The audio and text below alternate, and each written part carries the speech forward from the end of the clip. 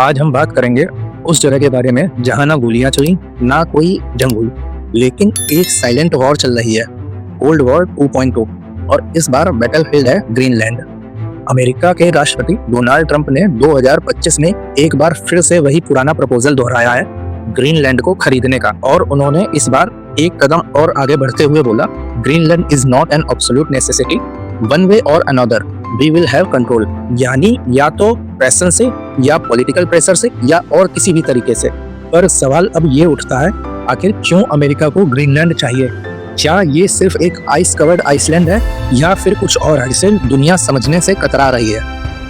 Greenland के अंदर छुपा है आर्कटिक का फ्यूचर। यहाँ है rare earth mineral, future shipping routes और सबसे इम्पोर्टेंट अमेरिका का पिटूफिक स्पेस बेस। ये वही बेस है जहाँ यूएसए मिलिट्री रसिया और चाइना की हर मूव को ट्रैक करती है।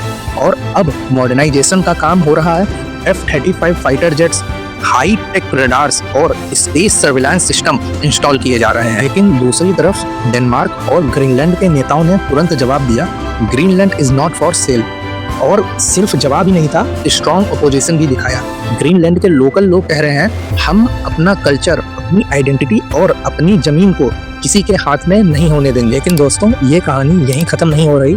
रसिया और चाइना ने भी इस डेवलपमेंट पे रिएक्ट किया है।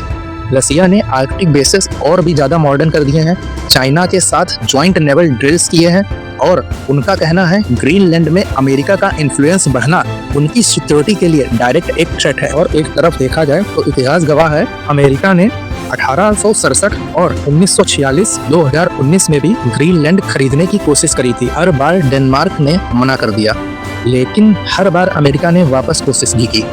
और आज जब आर्कटिक के आइस मेल्ट हो रहे हैं और नए शिपिंग रूट्स खुल रहे हैं, तो ग्रीनलैंड का स्ट्रेटेजिक इंपॉर्टेंस बढ़ गया है। इसीलिए आज ग्रीनलैंड सिर्फ एक आइसलैंड नहीं है, ये एक जियोपॉलिटिकल फ्लैश पॉइंट बन चुका है, जहां तीन ताकतें आपस में टकरा रही हैं। अमेरिका जो सिक्योरिटी और कंट्रोल चाहता है, डेनमार्क जो सॉवरेनिटी प्रोटेक्ट कर रहा है अपनी, और रसिया और चाइना जो बैलेंस ऑफ पावर तोड़ना नहीं चाहते। अब सवाल ये उठता है, क्या ये सिर्फ एक आर्कटिक डील है या फिर नए युग की कोल्ड वॉर का आगाज हो चुका है? तो आज का सच ये है, ग्रीनलैंड अब सिर्फ एक आइसबर्ग नहीं है, बल्कि एक वार्निंग है। जिस तरह से ताकतें उस पर नजर लगा चुकी हैं, वो बताता है कि दुनिया अब एक नई जियोपॉलिटिकल भूकंप की तरफ बढ़ रही है।